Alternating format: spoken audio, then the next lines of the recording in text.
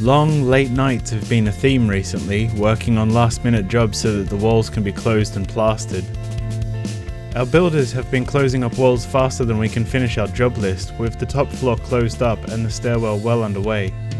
The stairwell has been a bit of a challenge as it never had all those cables inside it, so squeezing everything underneath the plasterboard turned out to be a slow job in the end. At least now with the top floor closed, spaces are really feeling like rooms. It's been pretty cold lately, and the huge hole upstairs where the sliding door for the terrace should be isn't helping. As a result, I've now started dealing with the ground floor, which up until now has been a neglected dumping ground for material going in and out of the house.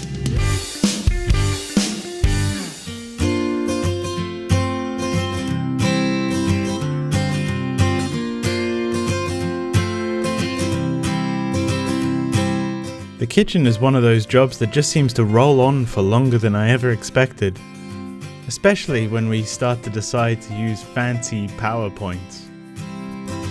After the tiling was completed, we were finally able to take delivery of the fixtures and appliances for the kitchen now that the room is so-called dust controlled.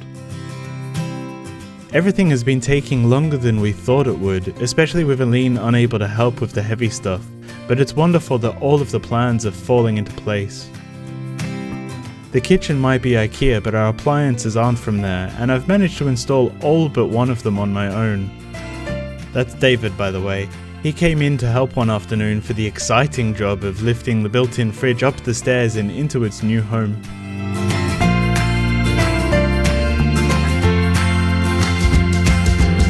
The only thing in the kitchen that isn't built in is Wally, a part of our central vacuum system with a long flexible hose for crumbs and stuff.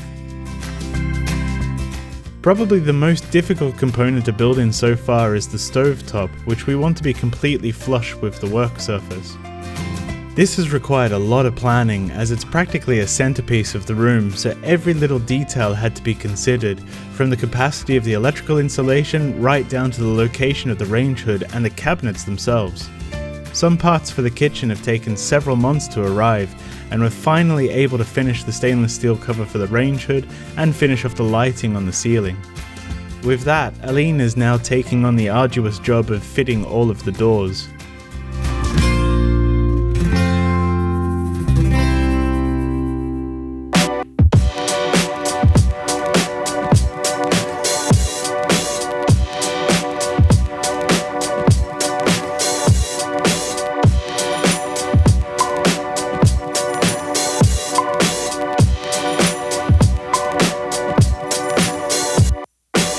Work in the house ebbs and flows, with some days painfully slow, only to have a day so busy everyone's on site and working on top of one another.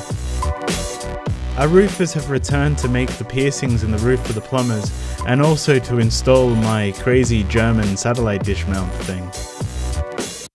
Yeah, I know what you're thinking, more cables, I know. Anyway, our new plumbing team are on site to get the top of the plumbing stacks installed, and also to replace our unused water heater. The previous plumber so grossly underestimated the heater that it was never going to work properly, so we needed a different machine. Long story short, he's been fired and replaced. The new guys are great, and are finishing jobs the other guy clearly couldn't cope with. Out the front, we've had an amazing stonemason come in to make a recess in the blue stone for a videophone doorbell thing to save space in our narrow doorway. The videophone is quite deep, so he's made the minimum recess possible to avoid the blue stone cracking, and just look at the work, it's a real shame to cover it up. Now that all this stuff is done, jointing and plastering is in full swing and the house is about to go through another huge change, and it feels nice to see the cables and pipes all disappearing.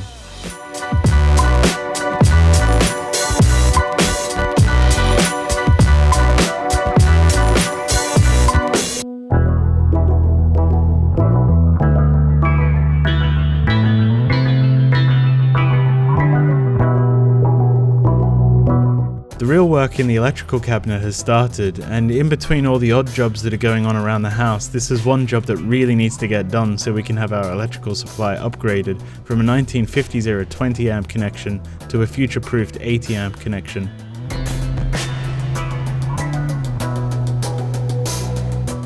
Aline's been helping where she can, but as time goes on she's able to do less and less, so I'm trying to get all the little jobs done, often until well after midnight. Our tradies are coming in when they can, but their scheduling is messing with other tradesmen, so we're suffering delays again due to their bad planning. On the other hand, this has meant that I've finally been able to tackle the installation of this recessed track lighting system on the ground floor, as that room was finally empty. Then again, access to the upper floors is now a bit difficult as our carpenters have removed the 2 rotten flights of stairs. So let us know how crazy we are in the comments below, and we'll see you and our new stairs soon.